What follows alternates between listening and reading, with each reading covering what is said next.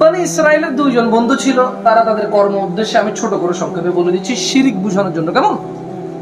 যেহেতু আল্লাহ নবী সাল্লাল্লাহু আলাইহি ওয়াসাল্লাম অনুমতি দিয়েছে, তিনি বলেছে যে তোমরা বনি ইসরায়েলের ঘটনা বলো, তবে মিথ্যা বলিও না, যতটুকু সত্য ততটুকু বর্ণনা করো, কেমন? দোষদ না। বনি ইসরায়েলের দুই বন্ধু, তারা তাদের জীবিকা নির্বাহের উদ্দেশ্যে, ব্যবসার উদ্দেশ্যে বের হবে, যে অন্য উপত্যকায় গিয়ে তারা ব্যবসা করবে। সংক্ষেপে করে বলি, শিরিক তো আপনি বুঝেন না, আমিও বুঝাইতে পারি না, দেখেন এখান থেকে বোঝেন কিনা। তো তারা দুই বন্ধু তাদের কর্ম উদ্দেশ্যে, তারা ব্যবসার উদ্দেশ্যে বের হয়ে গেল। খাওয়া দাওয়া খুব কষ্ট, বহু জনপদ পাড়ি দিতে হয় তারা যেখানে যাবে। যেমন আজকে আমি এখানে আসতে, সুবহানাল্লাহ, কত জায়গা পার হলাম, কত শহর, জেলা, উপজেলা পার হয়েছে, সুবহানাল্লাহ। তারাও তাদের যুগে যে জনপদ, যেখানে জনবসতি ছিল, তারা পার হচ্ছে। একটা পর্যায়ে তারা এমন একটা জাতির সামনে, জনপদের সামনে উপস্থিত হয়। যেমন আমি সৌদি আরব থেকে, বাংলাদেশ থেকে ইন্ডিয়া গেলে পাসপোর্ট লাগবে নাকি লাগবে না? ভিসা লাগবে। পাকিস্তান গেলে, ইন্ডিয়া গেলে, নেপাল গেলে, ভুটান গেলে, ইভেন সৌদি আরব, পৃথিবীর যে দেশে যাই উমরা করতে গেলেও ভিসা লাগবে। যেহেতু ওটা আমার দেশ না, নির্ধারিত সীমার বাহিরে, যেখানে আমি স্বাধীন, যেতে আমার কোনো ভিসা লাগে না, আমার পাসপোর্ট লাগে না, আমার একামা লাগে না থাকতে, কারো অনুমতি লাগে না। শুধু আমি লিগেল, কোনো অস্ত্র শস্ত্র ভুংবাং ছাড়া, মদ গাঁজা হেন তেন বগিচগি ছাড়া, কোনো মানুষকে উঠাই নিয়ে চলে যাচ্ছি এমন ছাড়া ব্যক্তি আমি। সুন্দরভাবে যদি যেতে চাই, বাংলাদেশের যে কোনো প্রান্তে যাবো, আমার কেউ কিছু বলার নাই। কাগজপত্র লাগবে না। কি লাগবে না? কাগজপত্র লাগবে না। তো এমনই তারা যখন এমন একটা জনপদের সামনে তারা গিয়ে উপস্থিত হলেন, যে জনপদের শর্ত হচ্ছে, এই জনপদ যদি ক্রস করে যেতে হয়, ওদের যে দেবী আছে বা দেবতা আছে, ওদের যে উপাসনা করে যাদের, তাদের নামে বলি দিতে হয়। কি দিতে হয়? উৎসর্গ করতে হয়, কুরবানি দিতে হয়। এখন এই দুই বন্ধু মুসলিম, তারা বললো যে না, এটা তো শিরিক, আমি কেন উৎসর্গ করবো আল্লাহ ব্যতীত অন্য কারো নামে? তারা কি বললো? আমি কেন আল্লাহ ব্যতীত অন্য কারো নামে কিছু কুরবানি দিব, উৎসর্গ কেন করব আমি? তারা বললো যে না, তোমরা পার হতে পারবে না। তারা বললো যে আমাদের কাছে কিছুই নেই, আমরা একেবারে দরিদ্র, আমরা কাজের উদ্দেশ্যে অমুক জায়গায় যাচ্ছি, আপনাদের জনপদ সামনে বসছে, আমাদের কাছে কিচ্ছু নাই। তখন ওই জনপদের নেতারা বলল, যদি তুমি এই এলাকা ক্রস করতে চাও, পার হতে চাও, এটা যুবাবা, একটা মাছি হইলেও আমাদের কি, আমাদের দেবতার নামে তোমরা দিতে হবে। তখন দুই বন্ধুর এক বন্ধু বলল যে ঠিক আছে, একটা মাছি, ঠিক আছে, একটা মাছি। তো একজন ওই দেবতার নামে উৎসর্গ করলো, আরেকজন বলল যে না, ইম্পসিবল, আমি গায়রুল্লাহ, আল্লাহ ব্যতীত কারণ আমি কিচ্ছু উৎসর্গ করবো না, একটা মাছিও দিব না, কারণ শিরিক হয়ে যাবে এটা আমার। কারণ আল্লাহ ব্যতীত অন্য কারোর জন্য উৎসর্গ করা যায় না, নজর নিয়াজ করা যায় না, মানত করা যায় না, আমি কেন দিব? আমি মাছিও দিব না। এক বন্ধু উৎসর্গ করে মাছি পার হয়ে গেল, সে জাহান্নামে গেল। আরেক বন্ধু উৎসর্গ না করে তাকে হত্যা করা হলো, সে জান্নাতে গেল। না, আপনি তো বুঝবেন যে, আপনি বলবেন যে কি বলবো আপনাকে, দেখেন আপনি মুরগি রেখে দেন ভালো, আপনি ডাব, গাছের প্রথম ডাব, পেয়ারা, প্রথম পেয়ারা, ছাগল 3টা বাচ্চা দিয়েছে, একটা, সবাই মিলে টাকা জোগাড় করে গরু নিয়ে যান এক জায়গায়, অথচ এটা আল্লাহর ঘর না। অথচ সেটা কি? আল্লাহর ঘর না। আল্লাহর ঘর ব্যতীত, আল্লাহ ব্যতীত আপনি অনেকের কাছে যান, নজর নেয়াজ নিয়ে, মানত নিয়ে। আপনি মনে করেন যে এমপির কাছে গেলে পিএস লাগে, আল্লাহর কাছে গেলেও কেউ লাগবে। তো ঠিক আছে, যদি কেউ লাগে, এটা হচ্ছে কোরআন, সুন্নাহ এবং রাসূল সাল্লাল্লাহু আলাইহি ওয়াসাল্লাম। আল্লাহ তো শুধু নির্ধারিত করে দিয়েছেন একজনকে, মুহাম্মদ সাল্লাল্লাহু, আর বাকি কারো কোনো সাক্ষী নেই, বাকি কারো কোনো কি নাই, দলিল প্রমাণ নাই। তো শিরিক বুঝানোর জন্য আমি জানি না এই একটা ছোট্ট বনি ইসরায়েলের ঘটনা আপনার কাজে আসবে কিনা। একটা মাছি দিয়েও মানুষ শিরিক করে জাহান্নামে চলে যায়, আর একটা মাছি না দিয়ে হত্যা হয়ে মানুষ জান্নাতে চলে যায়। শিরিক অনেক সেনসিটিভ একটা জিনিস। যে ব্যক্তি শিরিক করে, তার জন্য জান্নাত কি হয়ে যায় জানেন? তার জন্য জান্নাত হারাম হয়ে যায়। যেমনটা আল্লাহ সুবহানাহু ওয়া তাআলা কোরআনুল কারীমে বলেন, আউযু বিল্লাহি মিনাশ শাইতানির রাজীম, ইন্নাল্লাহ, নিশ্চয়ই আল্লাহ, লা ইয়াগফিরু আন ইউশরাকা বিহি ওয়া ইয়াগফিরু মা দুনা যালিকা লিমান ইয়াশা, নিশ্চয়ই আল্লাহ ক্ষমা করেন না যে আল্লাহর সাথে নিজেকে কাউকে শিরিক করে। ওয়া ইয়াগফিরু মা দুনা যালিকা লিমান ইয়াশা, এছাড়া আল্লাহ ক্ষমা করে দিবে, আল্লাহর ইচ্ছা, আল্লাহর মর্জি, আল্লাহর ক্ষমতা, আল্লাহর ব্যাপার। সম্পূর্ণ ম্যাটার আল্লাহ, কারো কোনো ক্ষমতা নাই এখানে হস্তক্ষেপ করার। যা খুশি তা মাফ করে দেবে, যেটা খুশি। পুরো পৃথিবীর মদ একজনে খাই ফেলছে, পুরো পৃথিবীর গাঁজা একজনে খাই ফেলছে, পুরো পৃথিবী তোর কোনো নেকির কাজই নেই। দুনিয়া ঝামেলা ভর্তি, ঝামেলা পরিপূর্ণ, কিন্তু চেষ্টা করছে 5 ওয়াক্ত সালাত আদায় করে ইমানটাকে মেনটেন করার। যথাসাধ্য চেষ্টা করছে ভালো কাজকর্ম করার, তারপরে ভুল হয়ে যায়, মানুষ ও ভুল করে ফেলে, আবার ক্ষমা চায়, আবার ভুল করে, আবার ক্ষমা চায়, আবার ভুল করে। ঈমান নিয়ে সর্বোচ্চ থাকার চেষ্টা করে, মানুষ হিসেবে দুর্বলতা আছে, ভুল করে। শিরিক কখনো করার চেষ্টা করে নাই, আল্লাহর সাথে কারো অংশীদারিত্ব করায় নাই, বলছে জীবন চলে গেলে গেছে, শিরিক করবো না। এমন অবস্থা যদি মারা যায়, আল্লাহ তাআলা বলছে যে ওয়াগফিরু মা দুনা যালিকা লিমান ইয়াশা, ক্ষমা করে দেবে, এটা আল্লাহর ব্যাপার, আল্লাহর ইচ্ছা, আল্লাহর শক্তি, আল্লাহর রাজত্ব, যা খুশি তা অপরাধ ক্ষমা করে দেবে, শুধু শিরিক ক্ষমা করবে না। ওমান ইউশরিক বিল্লাহ, এমন ব্যক্তি যে বেঁচে থাকা অবস্থায় শিরিক করেছে এবং মৃত্যুর পূর্বে শিরিক মুক্ত হয়নি, শিরিক করেই মরে গেছে, আল্লাহ বলছে যে ফাকাদ ইফতারা ইসমান আযীমা, নিশ্চয়ই সে মহা অন্যায় রটনা করলো। আল্লাহ তাআলা কোরআনুল কারীমে অন্যত্র বলেছেন ইন্নাল্লাহ, নিশ্চয়ই আল্লাহ, লা ইয়াগফিরু আন ইউশরিকা বিহি, ক্ষমা করবে না যে আল্লাহর সাথে শিরিক করে, ইভেন একটা মাছি উৎসর্গ করে যদিও করে। ওয়া ইয়াগফিরু মা দুনা যালিকা লিমান ইয়াশা, এছাড়া পৃথিবীর যত বড় পাপ হোক না কেন, আল্লাহর ইচ্ছা, আল্লাহর মর্জি, শাস্তি দিব অথবা ক্ষমা করবে। টোটাল ব্যাপার আল্লাহর হাতে, কারো হাতে কোনো রাজত্ব নেই, কোনো ক্ষমতা নেই। ওমান ইউশরিক বিল্লাহ, নিশ্চয় যে আল্লাহর সাথে শিরিক করলো, ফাকাদ দাল্লা দালালান বাঈদা, সেই সবচেয়ে বেশি পথভ্রষ্ট হলো এই পৃথিবীতে যে আল্লাহর সাথে অংশীদারিত্ব করলো। আল্লাহ তাআলা কোরআনের অন্যত্র বলেছেন ইন্নাহু, নিশ্চয় কেউ, ইন্নাহু মাই, নিশ্চয় ওই ব্যক্তি বা নিশ্চয় কেউ, মান ইউশরিক বিল্লাহ, নিশ্চয় কেউ যদি আল্লাহর সাথে শিরিক করে, ফাকাদ হারামাল্লাহ, নিশ্চয় আল্লাহ তার জন্য নিষিদ্ধ করে দেন আল জান্নাহ, জান্নাতকে নিষিদ্ধ করে দেন, চূড়ান্ত নিষিদ্ধ। যদি কেউ বেঁচে থাকা অবস্থায় শিরিক করে এবং সে যদি মৃত্যুর পূর্বে এটা থেকে ক্ষমা চায়, তার জন্য এই আয়াত না। যারা শিরিক করেছে, বিদআত করেছে, কিন্তু আল্লাহর কাছে ক্ষমা চেয়ে ফিরে আসছে, তার জন্য এই আয়াত না। কিন্তু যে শিরিক করতেছে, বিদআত করতেছে, শিরিক সেটাকে ইবাদত বেছে নিয়েছে, শিরিককে সেই ইবাদত হিসেবে নিয়েছে এবং সে শিরিক থেকে মুক্ত হয়নি, মারা গিয়েছে। এর জন্য আল্লাহ বলতেছে যে ফাকাদ হারামাল্লাহু আলাইহিল জান্নাহ, তার জন্য আল্লাহ তাআলা জান্নাতকে নিষিদ্ধ করেছেন, ওয়া মাওয়াহুন নার, এবং তার থাকার জায়গা জাহান্নামকে করেছেন, ওয়া মা লিয-যালিমিনা মিন আনসার, এবং জালেমদের জন্য আখিরাতে কোনো সাহায্যকারী নেই। কোন গাউস কুতুব আখিরাতে সাহায্য করতে পারবে না মুশরিককে, কোন দস্তগীর, কোন মুশকিল কুশা, মুশকিল উদ্ধারকারী নেই তাকে জাহান্নামে উদ্ধার করার জন্য। যে আল্লাহর সাথে শিরিক করবে, যে আল্লাহর সাথে অংশীদারিত্ব করবে, এমন কিছু যা আল্লাহর হক, বাচ্চা চাইবে কার কাছে, রিজিক চাইবে কার কাছে, সুস্থতা চাইবে কার কাছে, আসমান জমিনের মালিক কে, মানুষের স্রষ্টা কে, মানুষ কার কাছে ফিরে যাবে?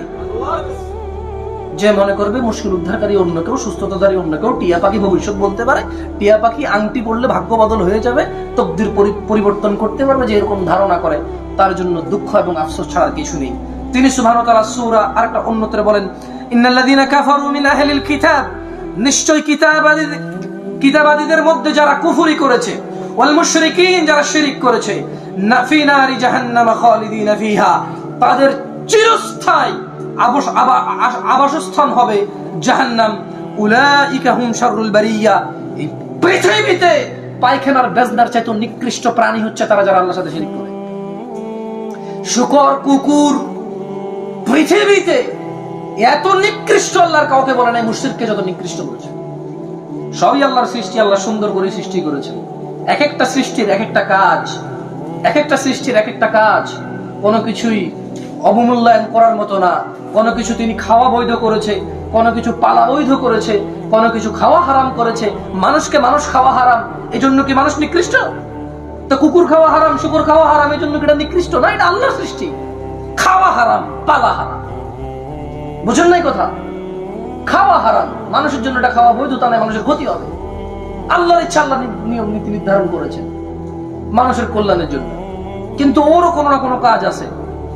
সবকিছু আল্লাহ সৃষ্টি করেছে, কোনো কিছু তুচ্ছ করা যাবে না। আল্লাহ শুধু এই পৃথিবীতে একটা সৃষ্টিকে তুচ্ছ করেছে, সেটা হচ্ছে মানুষ। তাও কখন? শর্ত সাপেক্ষ। যখন মানুষ কি করে? শিরিক করে, কুফরি করে। আল্লাহ বলছে যে উলাইকা হুম, নিশ্চয় তারা যারা শিরিক করে, শাররুল বারিয়া, পুরো আল্লাহর যত সৃষ্টি আছে এই সৃষ্টির মধ্যে সবচেয়ে অধম হচ্ছে যারা শিরিক করে।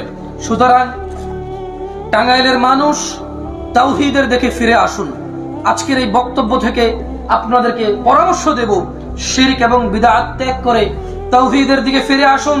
তিনি সুবহানাহু ওয়া তাআলা বলছেন কুলিল্লাহুম্মা মালিকাল মুলক, বলুন হে সার্বভৌম শক্তির মালিক আল্লাহ, তুতিল মুলকা মান তাশা, আপনি যাকে ইচ্ছা ক্ষমতা প্রদান করেন। তুতিল মুলকা মান তাশা, আপনি যাকে ইচ্ছা ক্ষমতা প্রদান করেন। ওয়া তানজিউল মুলকা মিম্মান তাশা ওয়া তুইজ্জু মান তাশা ওয়া তুযিল্লু মান তাশা বিয়াদিকাল খায়র ইন্নাকা আলা কুল্লি শাইইন কাদির।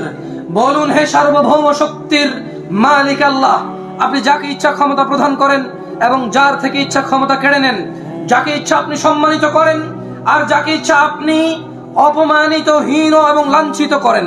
কল্যাণ আপনারই হাতে হে আল্লাহ, নিশ্চয় আপনি সব কিছুর উপর ক্ষমতাবান। আল্লাযীনা আমানু, নিশ্চয় যারা ঈমান এনেছে, ওয়ালাম ইয়ালবিসু ঈমানাহুম বিযুলম, এবং তাদের ঈমানের সঙ্গে শিরককে মিশ্রিত করেনি। আপনি হয়তো বলতে পারেন, বক্তা সাহেব, আপনি শুরুতে বললেন ঈমান আনার পর মানুষ শিরক করে, কেমনে? যখন সূরা ইউসুফের ওই আয়াত আমি পড়েছি যে ওয়া মা ইউমিনু আকসারুহুম বিল্লাহি ইল্লা ওয়া হুম মুশরিকুন, এদের মধ্যে বেশিরভাগ মানুষ, বেশি 50%-এর উপরে মানুষ ঈমান আনে তারপরে শিরক করে, এরা মুশরিক। আমি চিন্তা করলাম ঈমান আনার পরে কেন কেউ শিরক করবে, আর কি যুক্তি আছে এটা? কিন্তু যখন সূরা আল আনআমের 83 নম্বর আয়াত পড়লাম আমি, আল্লাহ তাআলা সেম কথা বলছেন, আল্লাযীনা আমানু। তাহলে সূরা ইউসুফে আল্লাহ বলছেন যে যারা ঈমান আনে শিরক করে, ঈমান আনার পরে শিরক করে, রাইট? এটা বুঝে আসে না, কিন্তু সূরা আল আনআমের 83 নম্বর আয়াত পড়লে ক্লিয়ার হয়ে যাবে। আল্লাহ বলছে যে আল্লাযীনা আমানু, নিশ্চয় যারা ঈমানদার ছিল না কিন্তু ঈমান আনছে, মানে মুসলমানেরা। ওয়ালাম ইয়ালবিসু ঈমানাহুম বিযুলম, এদের তো ঈমান ছিল না, ঈমান আনছে, মুসলমান। নিশ্চয় যারা ঈমান আনার পর ঈমানের সাথে শিরক মিশ্রিত করে না, মানে মুমিন হওয়ার পরে শিরকে লিপ্ত হয় না, উলাইকা লাহুমুল আমন, সব মুমিনের জন্য নিরাপত্তা নেই। ওই মুমিনের জন্য নিরাপত্তা যেই মুমিন ঈমান আনার পরে শিরক করে না। ওয়া হুম মুহতাদুন, সব ঈমানদার লোক হিদায়াত প্রাপ্ত নয়। ওই ঈমানদার হিদায়াত প্রাপ্ত যে ঈমান আনার পর কুফরি করে না, যে ঈমান আনার পর শিরক করে না, যে ঈমান আনার পর বিদআত করে না, নিজের ঈমানকে শিরকের সাথে মিশ্রিত করে না। আল্লাহ এক, অদ্বিতীয়, আল্লাহের অধিকার, আল্লাহের বড়ত্বর সাথে কোনো কিছুকে যে মিশ্রিত করে না, সেই মুমিন, সেই ঈমানদার হচ্ছে নিরাপদ এবং সেই হচ্ছে হিদায়াত প্রাপ্ত। দিনী ভাইরা, সুতরাং শিরক মুক্ত হয়ে আল্লাহর কাছে ক্ষমা চেয়ে আল্লাহর কাছে ফিরে আসুন। আল্লাহ তাআলা কোরআনুল কারীমে বলছেন, ওয়াসারিউ ইলা মাগফিরাতিন মির রাব্বিকুম ওয়া জান্নাতিন আরদুহাস সামাওয়াতু ওয়াল আরদ উইদ্দাত লিল মুত্তাকিন। ও জনপদবাসীরা, তোমরা শুনে রাখো, দ্রুত তোমরা ফিরে আসো নিজেদের রবের দিকে এবং ওনার ক্ষমার দিকে, জান্নাতের দিকে ফিরে আসো, যে জান্নাতের বিস্তৃতি আসমান ও জমিনের সমান, যা প্রস্তুত রাখা হয়েছে আল্লাহ ভীরুদের জন্য। আল্লাহ তাআলা বলেন, হে মুহাম্মদ সাল্লাল্লাহু আলাইহি ওয়াসাল্লাম, আপনি এদেরকে বলে দিন, কুল ইয়া ইবাদিয়াল্লাযীনা আসরাফু আলা আনফুসিহিম লা তাকনাতু মির রাহমাতিল্লাহ, বলুন হে আমার বান্দাগণ, তোমরা যারা নিজেদের উপর জুলুম করেছো, অত্যাচার করেছো, গুনাহ আর গুনাহ, গুনাহ আর গুনাহ, পাপ আর পাপ, পুরো জীবন পাপে জর্জরিত, আল্লাহ শিখিয়ে দিচ্ছে মুহাম্মদ সাল্লাল্লাহু আলাইহি ওয়াসাল্লামকে। বলুন, আপনাদেরকে বলে দিন, তোর গুনাহ কতটুকু, কত গুনাহ হয়েছে, কত গুনার পরিমাণ কি? অনেক বেশি। ঠিক আছে, অসুবিধা নেই, এদেরকে বলে দিন, তোমরা যারা নিজেদের প্রতি অবিচার করেছো, লা তাকনাতু মির রাহমাতিল্লাহ, তোমরা রবের দয়া থেকে নিজেকে বঞ্চিত ভেবো না, নিরাশ হয়েও না তোমরা। ইন্নাল্লাহ, নিশ্চয়ই আল্লাহ, ইয়াগফিরুয যুনুবা জামিআ, তোমাদের সমস্ত গুনাহ ক্ষমা করবে। আচ্ছা, সমস্তের মধ্যে কি কিছু বাদ যাবে? এটা কি মরার পরে ক্ষমা করবে নাকি বেঁচে থাকলে ক্ষমা করবে? মরা মানুষের সমস্ত গুনাহ ক্ষমা করবে আল্লাহ, নাকি বেঁচে থাকা মানুষ আল্লাহর কাছে ফিরে গেছে, ক্ষমা চাইছে, তাকে ক্ষমা করবে? কাকে? তার মানে ক্ষমা কি যারা আজকে কবরে আছে তারা ক্ষমা চাইয়ে ক্ষমা পাবে, নাকি যারা আপনারা বেঁচে আছেন তারা পাবেন? বেঁচে থাকা অনেক বড় নিয়ামত না? নিঃশ্বাসটা চলে গেলে কাউকে ধাক্কা দিলে ওই ধাক্কার ক্ষমা পাওয়ার কোনো সুযোগ নাই, বিচার হবে। নিঃশ্বাসটা থাকলে অপরাধ যতই হোক, আজকে থেকে যদি ভাবে আল্লাহ খালাস, দিনে 5 বার 17 রাকাত সালাত আদায় করতেছি, তুমি যা হারাম করেছো তা হারাম, তুমি যা হালাল করেছো তা হালাল, খালাস, সর্বোচ্চ চেষ্টা করবো, যদি পথভ্রষ্ট হওয়ার সম্ভাবনা থাকে তুমি হিদায়াত দিয়ে ফিরে নিয়ে আসো, আমার জন্য কঠিন করে দাও হারামকে, সহজ করে দাও হালালকে। আজকে থেকে কোনো অপরাধ আর করবো না। ওর অপরাধ কতটুকু, কতটুকু অপরাধ, কোনো সমস্যা নাই। কেন সমস্যা নাই? যদি আজকে টাঙ্গাইলের, বাংলার জমিনের, পৃথিবীর জমিনের মুসলিম যার বয়স 10, 20, 30, 40, 50, 60, 70, 80, 90, 100, যত বয়স হোক, অপরাধ যত হোক, কি সুন্দর করে আল্লাহ বলেছে ইল্লা মান তাব। অতঃপর অপরাধ যেখানেই আছে যার, যদি সে বলে, তওবা করে যে আল্লাহ আমার অপরাধ আমি আর করব না, মন থেকে যদি বলে আর ফিরে আসে, আল্লাহ বলছে যদি কেউ অপরাধ থেকে ফিরে আসে ওয়া আমানা, এবং ঈমান আনে, ওয়া আমিলা আমালান সালিহা, যদি কেউ গুনাহ যাই হোক, গুনাহ বন্ধ, ফিরে আসছে আল্লাহর কাছে, ইয়া আল্লাহ মাফ করো, এরপর যদি সে ঈমান আনে, ওয়া আমিলা আমালান সালিহা, ভালো কাজ করে, আল্লাহ বলছে ফাউলাইকা ইউবাদদিলুল্লাহু সাইয়্যাতিহিম হাসানাত। আল্লাহ বলছে তাহলে ওর যে এই যে মাপ চাওয়ার আগে যে গুনাহগুলো আছে এগুলাকে আমি নেকিতে পরিবর্তন করব। মানে মাপ তো হবে হবে, মানে ব্যাপারটা হচ্ছে আপনি 1 কোটি টাকা জাল টাকা নিয়ে ধরা খাইছেন, সরকার আপনার 1 কোটি জাল টাকা নিয়ে নিছে, নিয়ে আপনাকে 1 কোটি আসল টাকা দিয়ে দিছে, আর জেল জরিমানা দেনা বলেছে যা ক্ষমা করে দিলাম, যা আরামসে এই 1 কোটি টাকা নিয়ে খা পে আয়েশ কর। এটা কি এটার চাইতে অনেক উন্নত অফার না? মানে কোন পাগল চোর, তার কাছে 1 কোটি জাল টাকা আছে, সে চিন্তা করতেছে এই দোকানে যায় 500 টাকা ভাঙাবে, ওই দোকানে যায় 200 টাকা ভাঙাবে, এমনি এমনি করে সে টাকাটাকে ক্যাশ করবে। আর হঠাৎ করে সরকার ঘোষণা দিল যার কাছে যত জাল টাকা আছে, যার কাছে যত জাল টাকা আছে, তবে 2023 7 ডিসেম্বর 2023 আজকের দিন থেকে যার কাছে যত জাল টাকা আছে সব টাকা নিয়ে আত্মসমর্পণ করো, জাল টাকা জমা দাও, তোমার সেম টাকা আসল টাকা দিয়ে দেওয়া হবে, কোনো অপরাধ নেই, শাস্তিও নেই। আল্লাহ আল্লাহ, কেউ ছাড়বে এই অফার? জাল টাকা কিন্তু কোটিতে, লাখে একজন দুজনের কাছে নাই, কিন্তু এই সব হাত বাংলাদেশ 16 কোটি মানুষ, 16 জন মানুষ জাল টাকার বড় ব্যবসায়ী করে না। হ্যাঁ, কিছু চোর চামার এগুলা করে, কিন্তু যারা উৎপাদক তারা তো এত বেশি না। কিন্তু এমন কোন কি মানুষ আছে যার গুনাহ নাই? এমন কোন কি মানুষ আছে যার গুনাহ নাই? আল্লাহ পুরো পৃথিবীতে যত মানুষ আছে সবাইকে বলতেছে ইল্লা মান তাব, তুমি যদি তোমার ক্ষমা, আত্মসমর্পণ করে দাও আর ফিরে আসো, ঈমান আনো, তোমার গুনাহ আমি শুধু মাফ করব না, এটাকে আমি নেকিতে পরিবর্তন করে দেব। কেন? কারণ আল্লাহ বলছে ওয়া কানাল্লাহু গফুরুর রহিমা, নিশ্চয়ই তিনি আল্লাহ পরম দয়ালু, ক্ষমাশীল, ওনার অনেক দয়া, উনি দয়া করে তোমার গুনাহ মাফ করবে, গুনাহকে নেকিতেও পরিবর্তন করবে। আচ্ছা ধরেন একটা মানুষের 40 বছর বয়স, গুনাহ করছে, এ বাঁচবে কয়দিন জানে? হতে পারে কালকে মরে যাবে, হতে পারে পরশু মরে যাবে, তো নেকি করবে কখন? যদি সে আল্লাহর কাছে মন থেকে মাপ চায়, আল্লাহ তার এই গুনাহগুলোকে নেকিতে পরিবর্তন করে দেবে। সুবহানাল্লাহ, উফ, আল্লাহ আল্লাহ আল্লাহ। ওয়া মান তাব, আর যে তওবা করে, ওয়া আমিলা সালিহান, এবং নেক কাজ করে, ফাইন্নাহু ইয়াতুবু ইলাল্লাহি মাতাবা, সেই তো সম্পূর্ণরূপে আল্লাহর অভিমুখী হয়। যে লোকটা তওবা করে ও ভালো কাজ করে, ওই লোকটাই তো আল্লাহর কাছে ফিরে আসে সম্পূর্ণভাবে, এই ছাড়া অন্য কেউ ফিরে আসে না। দিনী ভাইরা, আমি আমার বক্তব্য শেষ করে দেবো একটা হাদিস বলে। শিরিক কত ভয়াবহ প্রবলেম, যদি কেউ আল্লাহর সাথে সাক্ষাৎ করে শিরিক নিয়ে, তার যে কত দুর্ভাগ্য সে, আর যদি কেউ শিরিক না করে আল্লাহর কাছে যায়, সে যে কত ভাগ্যবান। এই একটা হাদিস যথেষ্ট, ইনশাআল্লাহ আমি আমার বক্তব্য শেষ করব।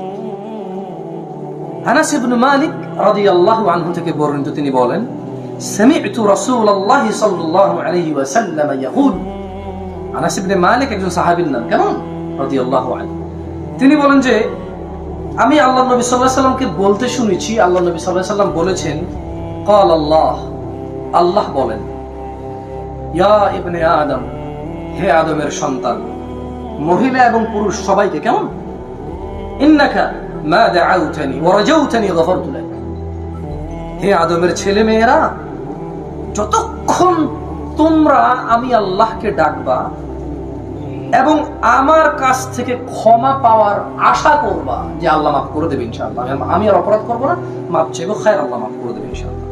আল্লাহ তাআলা বলছেন যে যতক্ষণ তোমরা এরকম আশা রাখবা আর মাফ চাইবা, ততক্ষণ পর্যন্ত আমি তোমাদেরকে মাফ করে দেব। আলা মা কানা ফিকা ওয়ালা উবালি, তোমার গুনাহ যত অধিক হোক না কেন, ওয়ালা উবালি, তুমি যদি আমি আল্লাহর কাছে ক্ষমা চাও তোমার গুনাহ যত হোক, ওয়ালা উবালি গফারতু লাক, তোমাকে মাফ করব, কারো পরোয়া করি না। ইয়া ইবনে আদম, হে আদম সন্তান, লাউ বালাগাত যুনুবুকা আলা সামা, ও হে আদমের সন্তানরা, তোমাদের গুনাহ যদি আসমানের মেঘমালা পর্যন্ত হয়, সুম্মা, অতঃপর, ইস্তাগফারতানি, যদি তুমি আকাশের মেঘমালা পর্যন্ত গুনাহ করো আর আমাকে বলো আল্লাহ আপনি আমাকে ক্ষমা করেন, আল্লাহ বলছে গফারতু লাক, তোমাকে ক্ষমা করব, ওয়ালা উবালি, কারো পরোয়া করি না। ইয়া ইবনে আদম, হে আদম সন্তান, ইন্নাকা লাউ আতাইতানি বিকুরাবিল আরদি খাতিয়া, হে আদমের সন্তানরা, তোমরা যদি জমিন পৃথিবী পরিপূর্ণ করে গুনাহ, পৃথিবী সম পরিমাণ গুনাহ নিয়ে যদি আমার নিকট আসো, সুম্মা লাকিতানি, তোমার এই পৃথিবী সম পরিমাণ গুনার মধ্যে যদি লা তুশরিক বি শাইয়া, আমার সাথে যদি কোনো শিরকের গুনাহ না থাকে, লা আতাইতুকা বিকুরাবিহা মাগফিরা, তাহলে জমিন সমান পৃথিবী সম পরিমাণ ক্ষমা নিয়ে এসে তোমাকে ক্ষমা করে দেব। টাঙ্গাইলের মানুষের সিদ্ধান্ত, বাংলার জমিনের মানুষের সিদ্ধান্ত, তারা কি আল্লাহর সাথে শিরিক হতে নিজেকে মুক্ত করবে কিনা? তারা কি এমন সুযোগ থেকে বঞ্চিত হবে? পুরো পৃথিবী পরিমাণ পাপ থাকলে, শিরিক না থাকলে আল্লাহ ক্ষমা করবে। আল্লাহর ইচ্ছা, কার ইচ্ছা? আর আল্লাহ তাআলা বলছেন যে তোমার জমিন পরিপূর্ণ গুনাহ হলে আমি তোমার সামনে আসবো জমিন পরিপূর্ণ ক্ষমা নিয়ে, তবে যদি ওই গুনাহের মধ্যে যদি মাছি উৎসর্গ করার মতো শিরকও থাকে, মাপ হবে না। ডাব, নারিকেল, কলা, গরু, ছাগল, উট, দুম্বা, খাসি, মুরগির ডিম, পেয়ারা, এগুলো কি আল্লাহ ব্যতীত অন্য কারো কাছে নিয়ে যাবে না? এগুলো মহিলাদের কাজ বেশি, ওয়াল্লাহি মহিলাদের কাজ। টিয়া পাখি, আংটি, এগুলো ভাগ্য পরিবর্তন করতে পারে না। তাকদীর কে লিখেছে? কেউ পরিবর্তন করতে পারবে না। আমরা আল্লাহর কাছে ভালো কামনা করব, কেমন? ওয়া আখিরু দাওয়ানা আলহামদুলিল্লাহি রাব্বিল আলামিন। আকুলু কওলি হাযা ওয়াস্তাগফিরুল্লাহ লি ওয়া লিসাইরিল মুমিনিন ফাস্তাগফিরু ইন্নাহু আল গফুরুর রহিম। বক্তব্য শেষ করছি ইনশাআল্লাহ। আপনারা কষ্ট করে আসছেন অনেক দিন থেকে। সুবহানাকাল্লাহুম্মা ওয়া বিহামদিকা আশহাদু আল্লা ইলাহা ইল্লা আনতা আস্তাগফিরুকা ওয়া আতুবু ইলাইক। আসসালামু আলাইকুম ওয়া রাহমাতুল্লাহ।